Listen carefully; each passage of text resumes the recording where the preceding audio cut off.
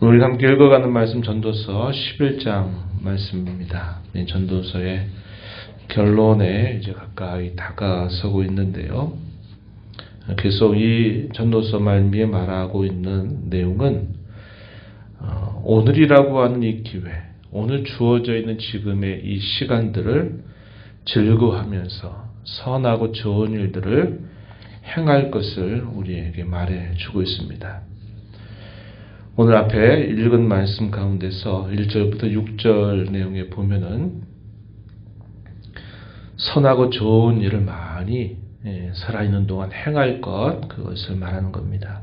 그것은 하나님의 뜻에 대한 순종이고 하나님을 경외함에 대한 마땅한 도리인 것을 우리가 기억하면서 좋고 선한 일들을 많이 행할 것, 그것에 대하여 권면하는 말씀 주어지고요. 7절과 8절 그리고 마지막 절 쭉 이르는 내용에서는 지금을 소중하게 여기라는 겁니다. 지금을 소중하게 여겨서 지금 즐겁게 그리고 또 선하고 좋은 일들을 행하며 살 것, 그것을 강조해주고 모든 일들에 관해서 마지막 때 하나님께서 이 모든 것을 심판하실 줄을 알고 살아갈 것을 우리에게 가르쳐 주고 있습니다. 1절 말씀을 한번 보세요. 1절 보면 너는 내 떡을 물 위에 던지라. 여러 날 후에 도로 찾을 것이다. 7에게나 8에게 나눠 줄지어다. 무슨 재앙이 땅에 임하는지 내가 알지 못한다. 떡을 물 위에 던져라 하는 이 말은 어떻게 보면 계산이 되지 않는 이야기죠. 소중한 것들을 물 위에 던진다. 이거 참 헛된 일 아니냐 이런 생각이 될 수 있는데 이게 무슨 말이냐면 인색함이 없는 너그러운 행실들을 많이 베풀 것을 말해주고 있는 표현입니다. 욥에게 엘리바스라고 하는 친구가 건넸던 말 중에 이런 말씀이 있어요. 욥기서 22장 24절 25절 내용에 보면요. 내 보화를 티끌로 여기고 오빌의 금을 계곡의 돌로 여겨라. 그리하면 전능하신 하나님이 너의 보화가 되시고 너에게 고귀한 은이 되실 것이다. 이렇게 표현했습니다. 이것은 사람이 소중하게 여기는 그 어떤 것보다도 더 소중한 것이 무엇인가 하는 것을 잘 판단해서 살 것을 말하고 하나님을 진정한 자신의 보화, 자신의 가장 소중한 것으로 여기며 살라라고 말하는 권면이 될 것입니다. 물 위에 던지게 되면 그것을 여러 날 후에 도로 찾을 것이다. 하나님께서 그 일들에 관하여 기억하시고 적당한 때에 하나님께서 그것을 다시 얻게 해주신다 하는 것을 표현해 주고 있는 말입니다. 또 2절에 이어진 말씀도 같은 의미죠. 내 떡을 7에게나 8에게 나누어 주어라. 이렇게 말합니다. 이것도 역시 같은 의미죠. 할 수 있는 대로 많은 선하고 좋은 일들을 행할 것을 가르쳐 주고 있습니다. 하나님의 심판이 언제라도 임하는지 우리가 알 수 없기 때문에 기회가 있을 때 좋은 일, 하나님 기뻐하시는 일 많이 행하며 살아라. 이렇게 가르쳐 주고 있습니다. 에스겔서 7장 19절 말씀에 이런 말씀이 있어요. 한번 들어보세요. 그들이 그 은을 거리에 던지며 그 금을 오물같이 여기리니 이는 여호와 내가 진노를 베푸는 날에 그 은과 금이 능히 그들을 건지지 못하며 능히 그 심령을 족하게 하거나 그 창자를 채우지 못하고 오직 죄악의 걸림돌이 됨이로다. 이렇게 말합니다. 재물을 의지하고 그 재물이 있으면 다 된다 생각하는 사람, 그것을 움켜쥐고 살아가는 사람, 그러한 사람에게 어떠한 일이 미치게 될지 그 미치는 일 앞에서 그것이 아무런 소용이 없는 일임을 깨우쳐주는 말씀이 될 것입니다. 하나님께서는 모든 일에 있어서 만사를 성취하시는 하나님이시는데 그 일을 성취해 가는 과정들을 우리가 알 수 없다는 사실을 말하면서 이렇게 자기에게 주어진 그런 소중한 것들을 선하고 좋은 일을 위하여 사용하게 될 때 하나님은 그 일들을 은밀하게 갚아주신다는 것을 가르쳐 주고 있습니다. 5절 말씀을 한번 보세요. 5절 보면 바람의 길이 어떠함과 아이벤자의 태에서 뼈가 어떻게 자라는지를 내가 알지 못한 같이 만사를 성취하신 하나님의 일을 내가 알지 못한다. 요즘에는 우리가 MRI라든지 여러 발달된 이런 첨단 기구들을 통해서 어떻게 자라가는지 이제 잘 알게 되지만 이 고대 세대에는 그러한 것을 도무지 알 수 없는 하나의 비유로 이것을 표현하고 있는 겁니다. 바람의 길이 어떠한지를 알 수 없는 것처럼 아이벤자의 태에서 뼈가 어떻게 자라는지를 우리가 볼 수 없고 알 수 없는 것처럼 하나님께서 하나하나 이 모든 일들을 하나하나 이루어 가시는 그 과정들, 그것을 우리는 알지 못하기 때문에 주어져 있는 모든 기회들을 통해서 그것을 가장 선용하는 자세를 갖고 살 것을 가르쳐 주고 있습니다. 4절 말씀에 보면요, 이런 말씀이 있어요. 풍세를 살펴보는 자는 파종하지 못할 것이다. 구름만 바라보는 자는 거두지 못할 것이다. 주저하고 또 무엇인가를 두려워하는 마음에 하지 않고 가만히 어떻게 할까 하는 것만 살펴보는 사람에게는 결국 어떤 것도 거둘 수 없게 되는 것처럼 지금 주어진 상황 속에서 선하고 좋은 일들을 하나님 앞에 많이 행할 것을 가르쳐 주고 있는 것입니다. 6절 말씀에 보면요, 아침에 씨를 뿌리고 저녁에도 손을 놓지 말아라 이렇게 권면합니다. 씨를 뿌리는 것은 분명히 추수를 기대하는 마음이 있죠. 심는 대로 거둔다라고 하는 말이 있듯이 추수를 기대하는 마음이 있는 것이고, 저녁에도 손을 놓지 말라라는 말은 자기에게 주어져 있는 기회를 어떻게든지 그것을 최선을 다해서 선용하는 자세를 가지고 살라는 겁니다. 앞날을 우리가 알 수 없기 때문에 그러하다 이렇게 말해주고 있어요.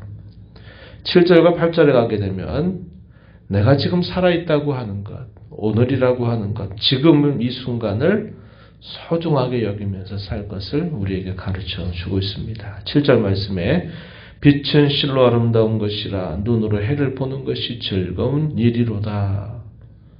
우리가 앞에서도 살펴봤죠.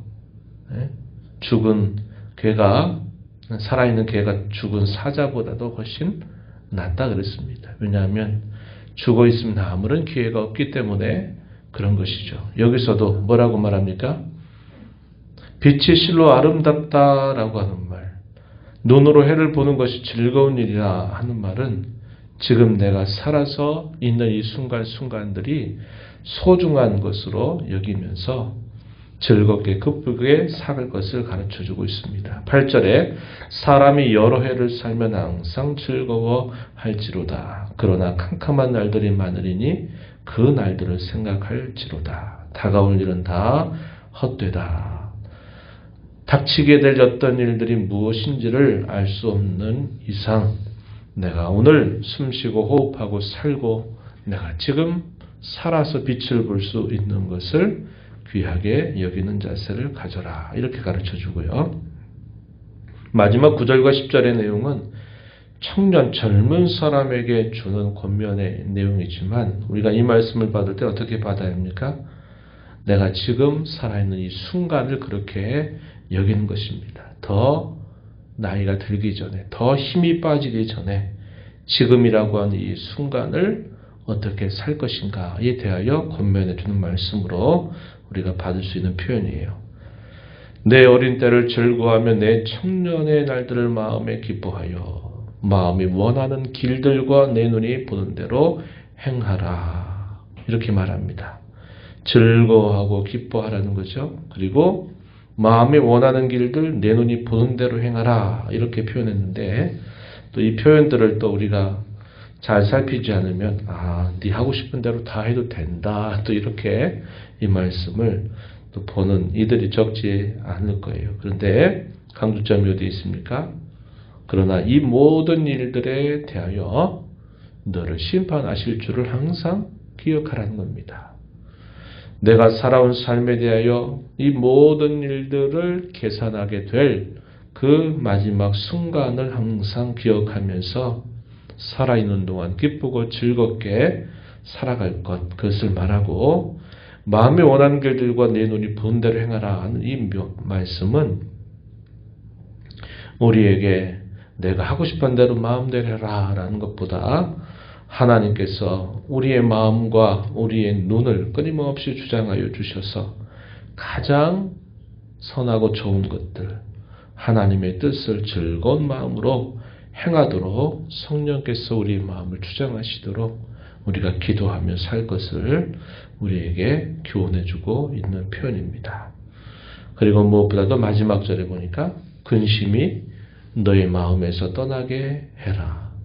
악이 내 몸에서 물러가게 하라. 이렇게 여기면서 주어진 지금의 순간을 가장 좋은 순간으로 만들어 갈 것을 권면해 주고 있습니다. 전도자가 계속하는 말의 의미가 어디에 강조점이 있습니까? 하나님을 경외하는 자로서 지금까지 논의해왔던 수많은 사람의 세상살이 가운데 있는 것들, 돈을 많이 벌어서 자기의 소유를 누린다든지 자기 마음의 즐거움과 쾌락을 따라서 살아간다든지 많이 배우고 학식을 더한다든지 하는 것들도 다 헛되다는 것을 우리가 살펴본 것처럼 인생의 참된 가치를 하나님 안에서 발견한 사람답게 지금의 순간을 최선을 다해서 즐겁고 기쁘게 기회를 선용하며 살아가라. 이것을 오늘 이 말씀 부분에서도 우리에게 잘 가르쳐주고 있는 겁니다. 헛되게 쉬운 인생의 길, 어떻게 보면 참 변화무쌍을 경험하는 인생길에서 하나님 기뻐하신 일들을 행하며 사는 것을 즐거움과 보람으로 여기며 살아야 되겠고, 내가 지금 눈을 뜨고 살아있는 이 삶의 순간, 지금을 가장 좋은 기회로 선용하되 하나님께서 기뻐하시는 뜻을 행하는 것을 즐거움과 보람으로 여기며 살 것을 우리에게 교훈해 줍니다. 오늘 이 말씀을 우리 마음에 새기면서 하나님 주신 이 하루도 이러한 좋은 기회로 기뻐하며 또 하나님 앞에 힘써 행하는 복된 하루가 되도록, 또 그러한 남은 삶이 되도록 하나님의 은혜를 구하고 힘써 나가는 저와 여러분이 되기를 바랍니다. 하나님 아버지 감사합니다. 지난밤에도 아버지 은혜로 또 잘 쉬게 하시고 이 새벽 시간 저희들을 깨워주셔서 오늘도 새날을 허락하신 하나님 앞에 나와 찬양하며 경배하게 하시고 이 날을 주 안에서 시작하게 하심을 감사드립니다. 이제껏 저희가 살펴왔던 여러 말씀들을 통해서 우리가 이 땅에 태어나서 삶의 순간, 이 모든 순간들이 지나 마치게 되는 그 날까지 사람들이 귀하다고 또 가치 있다고 여기며 살아가는 것들, 참 허망한 일임을 저희에게 깨우쳐 주셨습니다. 하나님을 경외하면서 기뻐하고 즐거워하고 하루하루 하나님이 선하게 여기시는 것을 즐겨 행하며 살아가는 것, 그것이 참 귀한 일임을 저에게 가르쳐 주시고 장래에 관한 알 수 없는 인생이기에 주어진 지금 이 순간을 좋은 기회로 선용할 줄 아는 삶을 살라고 저에게 교훈하여 주십니다. 이 하루 남은 삶을 주님 앞에 그러한 자로 살아가는 저희들이 되도록 시마다 때마다 저희들을 보호하시고 지키시고 인도하여 주시옵소서. 은혜의 보호자 앞에 나와서 아버지 은혜를 구하는 모든 심령들의 간구를 귀비를 주시고 응답하시기를 바라오며 예수님 이름으로 기도하옵나이다. 아멘.